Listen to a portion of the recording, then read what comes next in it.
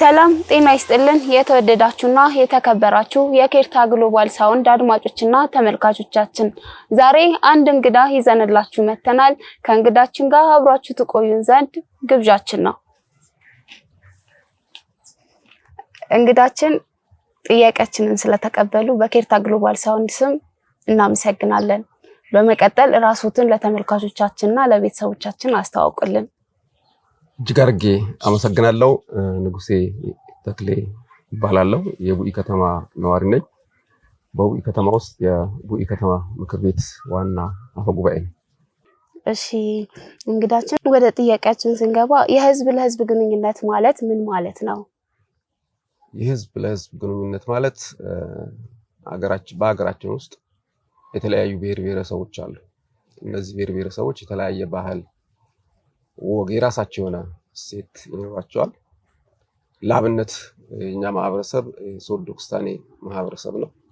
የሶዶ ክስታኔ ማህበረሰብ ከአጎራባች ማህበረሰብ ጋር በተለያየ መልኩ ግንኙነት ያደርጋል።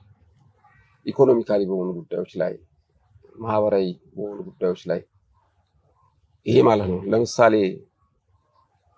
በእንዶስት ዙሪያችን የኦሮሞ ማህበረሰቦች አሉ። ከነሱ ጋር በጋብቻ ሊሆን ይችላል፣ ማህበራዊ ህይወት ላይ በንግድ ሊሆን ይችላል፣ በተለያዩ ኢኮኖሚካሊ የሆኑ ነገሮችን ግንኙነት የሚያደርጉበት ማለት ነው፣ የሚለዋወጡበት ያ ማለት ነው የህዝብ ለህዝብ ግንኙነት ማለት ነው። ለምሳሌ ሀገራችን እንደ ኢትዮጵያ ከአጎራባች ሀገሮች ከኬንያ ጋር፣ ከሶማሌ ጋር፣ ከሱዳን ጋር፣ ከኤርትራ ጋር የምታደርገው ኢኮኖሚካሊ የሚሆን ማህበራዊ ጉዳዮችን የህዝብ ለህዝብ ግንኙነት ተብሎ የሚተነተን ሀሳብ ማለት። እሺ ከህዝብ ጋር ያለው መስተጋብር ምን ይመስላል? ከህዝብ ጋር ያለው መስተጋብር ማለት ማን ነው? መስተጋብሩ ጥያቄው ትንሽ ህዝቡ ከህዝብ ጋር እርስ በራሱ ያለው መስተጋብር ምን አይነት ነው? ህዝብ ከህዝብ ጋር ያላቸው መስተጋብር ፊት ጊዜ ባልኩት ነው። ለምሳሌ የጋብቻ መስተጋብር ሊኖር ይችላል። አንዱ ለአንዱ ላይ ያገባ ይችላል። ይሄ መስተጋብር ተብሎ የሚወሰድ ነው። በሌላ መልኩ ባህላቸውን የባህል መስተጋብር የባህል ልውውጥ ማለት ያ ራሱ እንደ መስተጋብር የምንወስደው ነው። ትምህርት በተለያየ መልኩ ከአንዱ ማህበረሰብ ለአንዱ ማህበረሰብ የሚጠቅመው ነገር የሚያገኝበት ነገር ይኖራል። ለምሳሌ የኛ ማህበረሰብ አሁን ብዙ ጊዜ በደንብ የሚታወቅበት እቁብ የኛ ማህበረሰብ ነው የፈጠረው። ዛሬ እስከ ባንክ ድረስ የደረሰው እድር የኛ ማህበረሰብ የፈጠረው ነው። ያ አሁን ኦሮሞ ጋር ብንሄድ፣ አማራው ጋር ብንሄድ፣ ስልጤው ጋር ብንሄድ እነዚህ ነገሮች አሁን ወስደዋል ማለት ነው። እኛም ከነሱ የምንወስዳቸው ነገሮች ሊኖሩ ይችላሉ። ለምሳሌ ባህል እንግላውን ኦሮሚያ ላይ አባገዳ ተብሎ እነሱ የሚተዳደሩበት መስተጋብር ነው። እኛ ደግሞ ጎርደና የሚል በእኛ ማህበረሰብ በሶዶ ክስታኔ ማህበረሰብ ጎርደና ለሌሎችም የሚጠቅም ህግ ነው። አጉልተን አላወጣነውም እንጂ ይሄ ማህበረሰቦቹ የራሳቸው ወስዶ የሚያደርጓቸው ነገሮች ከሌሎች የሚቀበለው እኛም የምንሰጣቸው ከሌሎቹም ደግሞ የምናመጣቸው ነገሮች መስተጋብር ብለን እንወስዳቸዋለን። በተለያየ መልኩ ብዙዎች ናቸው። በብዙ መልኩ መተንተን ይቻላል። ለምሳሌ በሰርግ መተንተን እንችላለን። የለቅሶ መስተጋብር አለ፣ የተለያዩ ነገሮች እነዛን ሰፋ አድርገን መተንተን በሚያስፈልግበት ብዙ አይነት መስተጋብሮች ማህበረሰቡ እርስ በርስ የሚገናኝበት የተለያየ መስተጋብሮች ይኖራቸዋል። እነዚህ ናቸው። እሺ የህዝብ ለህዝብ ግንኙነት ሲነሳ አንድና ትልቁ ነገር ሴቶች ናቸው። የእነሱ ተሳትፎ እንዴት ይገልጽ? ትልቁም እነሱ ናቸው። በሀገራችን ደረጃ ከዚህ በፊት ጎልቶ ያልወጣ ነበር። አሁን እየመጡ ያሉ ነገሮች አሉ፣ የተሻሉ ነገሮች አሉ። በተለይ የለውጡ መንግስት ከመጣ በኋላ ሴቶችን ወደ አደባባይ የማውጣት ነገሮች አሉ።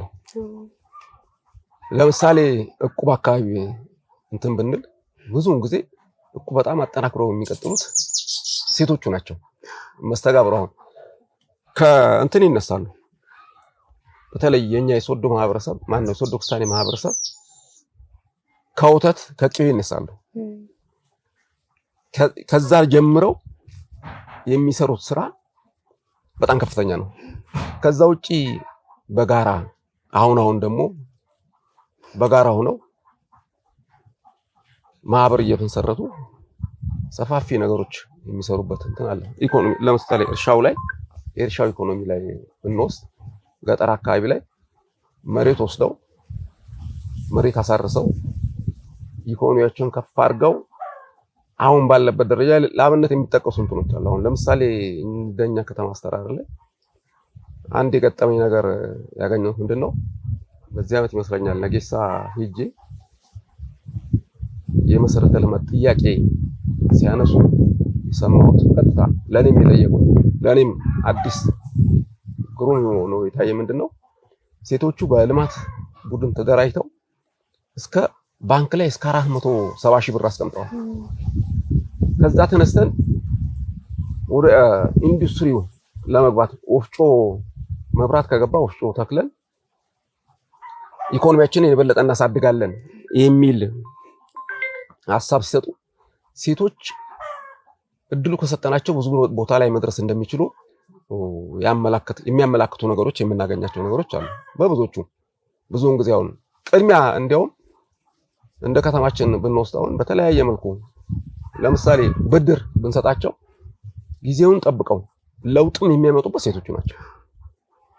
ይሄ በጣም የተረጋገጠ ነው። በደንብ ቢደገፉ ሴቶቹ ኢኮኖሚካሊ ላይ በጣም ከፍተኛ ለውጥ ያመጣሉ። እሱም ብቻ አይደለም። ለምሳሌ የሆነ ወንዶችና ሴቶቹን እኩል ሰጥተናቸው የተወሰነ ጊዜ ሰጥተናቸው ሂሳብ ብንሰራ ሴቶቹ ናቸው ቀድሞ የሚገኙት። ወንዶች ብዙውን ጊዜ ለነገሮች ትኩረት ሰጥተን ለውጤት አናበቃም። በአብዛኛው ግን ሴት ታማኝ ነች በብዙ መልኩ። ለምሳሌ ሀገራችን ላይ አሁን ታይቶ የሚታወቅ የሀገራችን መከላከያ ሚኒስቴር ሴት ነች። ያ ትልቅ እንትን ነው። የሀገራችን ፍትህ ሚኒስቴር ሴት ነች። ጤና ሚኒስቴር ሴት ነች። ዋና የሚባሉ ማህበረሰቡን ይጠቅማሉ የሚባሉት ነገር ላይ እንደ ሀገርም ኃላፊነት ተሰጥቷቸው ከፍተኛ ስራ ይሰራሉ። ፍትህ ላይ ብንመጣ አሁን የከተማችን ዳኛ ፕሬዝዳንቷ ሴት ነች። ፍትህ አይዛባም። በአብዛኛው ጊዜ ለሚሰጣቸው ኃላፊነት የመወጣት አቅማቸው ከሌሎቹ የተለየ ነው ሴቶች። ስለዚህ እዛ አካባቢ ላይ ስናይ በየትኛውም መስተጋብር ላይ ብናስቀምጣቸው ፊት ለፊት ላይ ብናስቀምጣቸው ውጤታማ ናቸው። ለሀገርም ደግሞ ጠቃሚ የሆኑ ነገሮችን የሚያሻግሩ ናቸው። በአብዛኛዎቹ ለምሳሌ ትምህርት ላይ ብንወስድ ሴቶች ናቸው ልጆቻቸው ተምረው ለውጤት እንዲበቁ ከፍተኛ ጥረት የሚያደርጉት ሴቶች ናቸው። ይሄ በሀገር ላይ የሚያደርጉት አስተዋጽኦ በጣም ከፍተኛ ነው። ለማህበረሰቡ ምሳሌ የሚሆኑ ነገሮች ፊት ጊዜ እንዳልኳችሁ ወንድና ሴት እኩል ብንሰጣቸው የሆነ ነገር ታማኝ ሆነው ወደ ውጤት ለመለወጥ ሴቶቹ ለያዙት ዓላማ ቅድሚያ ስለሚሰጡ ያንን የሚወጡበት ነገር የነሱ ከፍተኛ ነውና ኢኮኖሚካሊም አሁን በአገር ደረጃም ብንወስድ የነሱ እንትን ሰፊ የሆነ ያለበት ሁኔታ ነው ያለውና የነሱ ይመስላል። እሺ በዚህ ላይ አንድ ጥያቄ ልጨምርሎትና በድሮ ጊዜ በእናትና በአባቶቻችን ሰዓት ሴት ልጅ መሬት አይሰጣትም ይባል ነበር። እንደ መንግስትም ይሁን እንደ ሽማግሌዎችም እንደ ሀገር ሽማግሌዎችም ያ ነገር አሁን ላይ ተቀርፏል ወይስ ባለበት ነው? አሁንም ሴት ልጅ መሬት አትካፈል የሚለው አቋም አለ? አሁን እየተለወጠ የመጣ ጉዳይ አለ። እሱ ጋር ምናልባት በአብዛኛው ሴቶቹ መብታቸው የማስከበር እንትን አሁን እየወጣ ያለበት ሁኔታ አለ። ጊዜ ብያለሁ በፊት ምንም እንትን አልነበረም። እንትን ላይ አሁን ለምሳሌ ፍርድ ቤት ላይ ከሰው ቢሄዱ ወንዱን ያሸንፋሉ። እርግጠኛውን የምናገረው ለምን ፍትህ የምትሰጠው ሴት ስለሆነች ማለት ነው። በአብዛኛው ወይ አቃቤ ሕጓ ሴት ትሆናለች ወይ ዳኛዋ ሴት ትሆናለች። ይሄ በህጉ መሰረት ሴቶቹ ወደ ህግ መምጣት ጀምረዋል። አሁን በፊት ስላልተማሩ የተሰጣቸውን ነገር አይደለም መሬት መካፈል ቀርቶ እኮ ሀብቷም እኮ የኔ ነው ማለት እኮ የማችልበት ሰዓት ላይ ነበር። ድሮ ይታወቃል እኮ 4-5 ሴት ሲያገባ እኮ ዝም ብለህ ነው የምታየው። እንደውም የመጀመሪያዋ ደክማ ያመጣችውን ሀብት እሱ የተለያየ ሴቶች እያገባ መሬቷን ሁሉም ነገር ሲቀሙታት የምትጣልበት መግቢያ ይቸግራት ነበር። ዛሬ ግን ያቀርቷል። ማህበረሰቡ ወደ ጥሩ ሁኔታ እየመጣ ነው ያለው። ለአብነት ብንወስድ አሁን እህታችን መሬት ሰጥተናታለኝ። ሸማግሌ ጠየቀን። በሸማግሌ ነው የጠየቀችን። ስትጠይቅ አንቺ አይመለከትሽም፣ ከአባታችንም ከእናታችንም አልተወለድሽም አላለም። አይደለም በስጋ የተወለደ ቀርቶ አሁን እቤት ካደገ ህጉ በሚለው መሰረት መብቱ እየተጠበቀ ያለበት ሁኔታ አለ። ሴቶቹም በአሁኑ ሰዓት ላይ ነቅተዋል። እንደውም እኮ ከሰው የሴት ቀለብ፣ የህፃናት ቀለብ፣ እነዚህ ነገሮች የትምህርት ቤት ብለው ተካሰው የልጆቻቸውን መብት እያስከበሩ ነው። አይደለም መሬት ማለት ነው። አሁንማ እኩል ናቸው። ስርዓቱም በአንድ በኩል ከድሮና ካሁን ስናየው ስርዓቱ ራሱ ምቹ ሁኔታ ፈጥሯል። ለምሳሌ ደብተር ሲያወጡ የሁለቱም ፎቶግራፍ ነው ያለው። ሁለቱም ባለመብት መሆናቸው መንግስት ማረጋግጦላቸዋል። ያንን የማስከበር ኃላፊነት የነሱ ናቸው፣ ስርዓቱም ስላመጣው ማለት ነው። ያ ብቻ አይደለም፣ ስርዓቱ ባይሆንም ልጆቹ ልጅ ያፈራሉ። እነዛ ልጆች እኩል እንዲካፈሉ ፍላጎት ይኖራቸዋል። እነሱ መብት ያስጠብቃሉ። አሁን ሸማግሌውም ሲጠየቅ በቀጥታ አካፍሉ፣ ይሄ ህግ ፈቅዷል፣ መብት ነው ብሎ የሚያስቀምጣቸው ነገሮች ደስ የሚሉ ነገሮች አሉ። ዞሮ ግን አሁንም ጫና ይጠፋሉ 100% የለም ወይ ማለት አንችልም። ለምን ማህበረሰባችን ገና ነው። ተምረውም እንደውም አንዳንዴ የሚያሳዝናቸው ነገር ይገጥማቸዋል። የተማሩት ሲረገጡ ያልተማሩት ግን ቀድሞ መብታቸው አውቀው የሚያስከብሩ አሉ። እነዚህ ነገሮች የሚታዩበት ሁኔታ አለ። ግን 75% የሚሆነው አሁን ሴት መሬት አታገኝም የሚል እሳቤ እየጠፋ ያለበት ነገር አለ። አጋጣሚ ተለያየ ርቀት ቦታ ላይ ያሉ ሰዎች፣ ጫፍ አካባቢ ያሉ ሰዎች አሁንም እናቶች በእድሜ የቆዩ እናቶች ከቤት የሚያወጡ የአደባባይ ሴት አደባባይ መውጣት ነውር ነው የሚል ድሮ እሳቤ አለ። ያንን የሚይዛቸው እናቶች አሉ። ግን 75% አካባቢው ተቀርፏል የሚል ነገር ነው። እሺ፣ በህዝብ ግንኙነት ላይ ሴቶችን ለማበረታታት ምን እየተሰራ ነው? በህዝብ ግንኙነት ላይ በአብዛኛው የመንግስት ሰራተኞች የሆኑበት ያለ ሴቶች ጊዜ እንደገለጽኩላችሁ በተለያየ መልኩ እድር ላይ እድር ዳኛ ይሆናሉ። ቀበሌ ላይ አመራር ሆነው ይመጣሉ። ወረዳ ላይ አመራር ሆነው ይመጣሉ። በዞን ደረጃ አመራር እየሆኑ ነው አሁን ያሉት። በክልል ደረጃ ብሩም እስከ ፌደራል ባሉት ሁኔታዎች ፊት ለፊት ኃላፊነት እየተሰጣቸው ትላንትና ይገለሉበት ከነበረው ወጥተው አሁን ዛሬ ሴት ከወንድም በላይ አስባ ለሀገሯ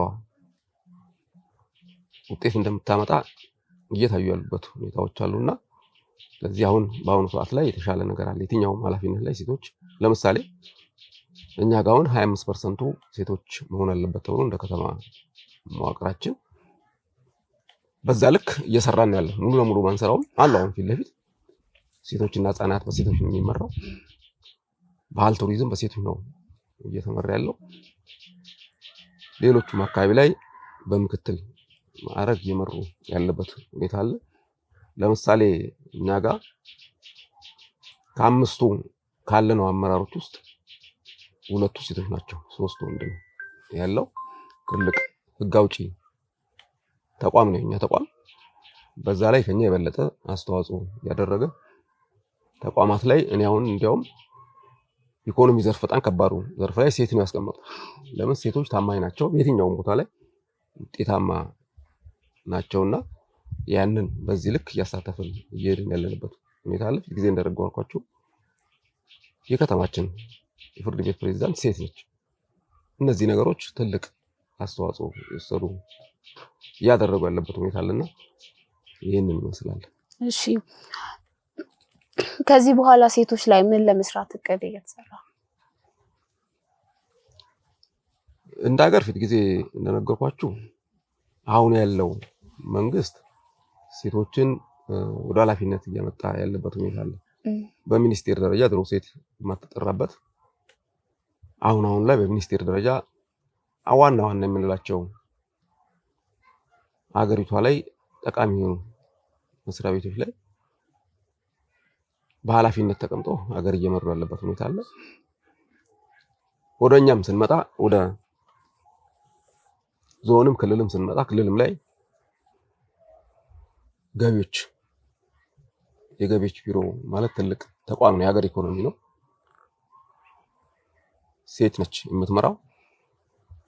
የክልላችን ፋይናንስም ሴት ነች የምትመራው። እነዚህ ነገሮች ማለት ያው ሴቶች ውጤታማ ናቸው የሚለው ነገር የለውጥ መንግስት እያመነበት የመጣበት ሁኔታ አለ። እንደኛ ከተማም ስንመጣ ሴቶችን ተጠቃሚ ለማድረግ የተለያዩ ልማት ቡድኖች ተደራጅተው መግቢያ ላይ እንደገለጹት እስከ 470 ሺህ ብር ያደረሱ ሴቶች አሉ። መንግስትም በተለያየ መልኩ የብድር ምቹ ሁኔታ እየተፈጠረ ኢኮኖሚው የሚያሳድጉበት ነገር እየተመቻቸ ያለበት ሁኔታ አለ።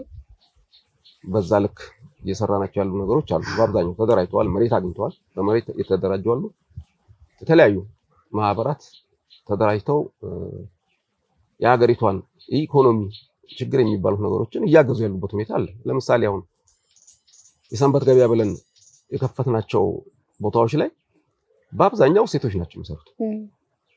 የምትታዘቡት ነገርም ሊኖር ይችላል። እዚህ ከተማ ላይ ትላንትና የሆነ ነገር ለማግኘት የተለያየ ከቡታጅራ ከአዲስ አበባ ምናምን የምናያቸው ነገሮች ዛሬ አንድ የቀን ሰራተኛ ወደ ቤቱ ሲመለስ እንጀራ አውጥቶ ይሸጣሉ፣ አምባሻ ይሸጣሉ፣ ቲማቲሙ፣ በርበሬው ሁሉም ነገር ይዘው ነው የሚሸጡት። ይሄ ማለት ሴቶቹ ኢኮኖሚካሊ ተጠቃሚነት አላቸው ማለት ነው። እነሱም ላይ ይጠቅማሉ። ያ ደግሞ በእኛ በኩል ደግሞ ብድር እየተመቻቸ እየሰጠነው ያለ ነው። ሌላም በኢንተርፕራይዝ በኩል ለምሳሌ በስፌት ደረጃ የሚደራጁ አሉ፣ በፀጉር እየተደራጁ የሚሰሩ አሉ። እኛ እንደ ከተማ መንግስት ብድር እያመቻቸን የሚሰጣቸው ነገሮች ከወንዶቹም ጋር ሆነው የተለያየ መልኩ በወጣት ማህበር ተደራጅተው እንደ ወጣቱም ጋር ተደራጅተው በዚህ ዓመት ብቻኛ 22 ሚሊዮን ብር በላይ ብድር ሰጥተናል ለወጣቶቹ ለሴቶች። ያው የጋራ ወጣት ሴትም ስለምትኖር ሴቶችም ስለሚኖሩ ያን ያህል ምቹ ሁኔታ የፈጠርናቸው ነገሮች አሉ። ይሄ እንደ ከተማችን አቅም ነው ሁኔታዎች እየፈጠርን ያለ ነውና ከዛም አልፎ በተለያየ መልኩ በዚህ በልብስ ስፌት እስከ ቡታጅራ መንግስት በሚያመጣቸው እድሎች እስከ ቡታጅራ የምንወስድበት አለ። ከዛም አልፎ በፌዴራል ደረጃ በገቢዎች የማህበረሰቡ ተዋጽኦ በሚመጣበት ሰዓት ላይ ቅድሚያ እየሰጠን እየላክን ያለ ነው ሴቶች ናቸው። በተለያየ መልኩ አሁን አገር እየተጠቀሙ ያሉ ልጆች አሉ። የተማሩ ልጆች በተለይ ትምህርት የጨረሱ ልጆች ወዲያውኑ የሚመጡ እድሎችን ቅድሚያ እንዲሰጣቸው እያደረግን ለሴቶች ነው ቅድሚያ የምንሰጠው። ወጣቶቹም እንዳለ ሆነው ለሴቶች ከተማው ላይ የሚመጡ ኢኮኖሚካሊ የሆኑ ነገሮችን እየሰጠን በዶሮ እርባታ፣ በከብት አይደለም በወተት ሀብት፣ በእንቁላል ምርት በተለያየ መልኩ ላይ ምቹ ሁኔታ እየፈጠርን ያለንበት ሁኔታ አለ እና በዛ ልክ ነው። ቀጣይ ደግሞ በማንኛውም የከተማችን እድገት ይወስናል። ከተማ ገና ስንመሰረት 29 ሚሊዮን ነው የዓመት በጀታችን የነበረው እንግዲህ አስጥቀን በዚህ ዓመት ላይ ወደ 270 ሚሊዮን አካባቢ ነው አጽድቀን ወደ ተግባር የገባ ነውና የእነሱን አቅም በዛ ልክ ይሄንን ስንመድብ ለብድር ብለን የመደብነው ወደ 22 ሚሊዮን ብር ነው መድበን የተነሳ ነውና ቀጣይ ደግሞ ያን ከተማ ባደገ ቁጥር እስከ 100 ሚሊዮን ብድር እየሰጠን ራሳቸውን ችለው እንዲወጡ እነሱ ለሴቶቹ ስራ ፈጠርን ቁጥር በስራቸው ደግሞ ስራ ይፈጥራሉ። እነሱ ሰራተኛ እዛው እያስገቡ እየፈጠሩ ነው ያሉት። እንደ ከተማችንም አሁን በተለያየ ጊዜ እንዳልኩት በምግብ በዚህ በምግብ ዝግጅት ባልትና ላይ ብር እየወሰዱ የነሱም ኢኮኖሚካሊ የሚያድግበት ሁኔታ ይኖራል። ሌላውም ደግሞ በኢኮኖሚ ዝቅተኛ ሆነው አካል ደግሞ በተመጣጠነ ገንዘብ እያቀረቡ ያሉበት ሁኔታ አለ። ቀጣይ የበለጠ አንድ ማዕከል በዞን ደረጃ በክልል ደረጃ ተሰጥቶን የተዘጋጀ አንድ ማዕከል አለ። እዛ አንድ ማዕከል ውስጥ ከ300 ሰዎችን የስራ ዕድል የሚፈጥር ነው ዘንድ ባለፈው ዓመት ላይ በዚህ በ2018 በጀት ዓመት ከፍተኛ ብር መድበን አጥሩና የዘበኛ ቤት የተለያየ ነገር እንዲሰራ እንትን አድርገናል። ማሽኖች ይገጠማሉ እዛ ቦታ ላይ ከፍተኛ በጀት መድበን እዛ ውስጥ በተለይ ሴቶች ቅድሚያ ሰጥተን ስራ ለማሰራት እንደ ከተማ መንግስት ታሳቢ ያደረግናቸው ነገሮች አሉ። ይሄንን ይመስላል ለነሱ ተፈዛፍ ያለው። እሺ ህዝብ ለህዝብ ግንኙነት ላይ የኑሮ ሁኔታ ይመለከታል። ከዚህ ጋር ተያይዞ የህዝቡ ገበያ ማረጋጋት ምን አይነት ስራ እየተሰራ ነው?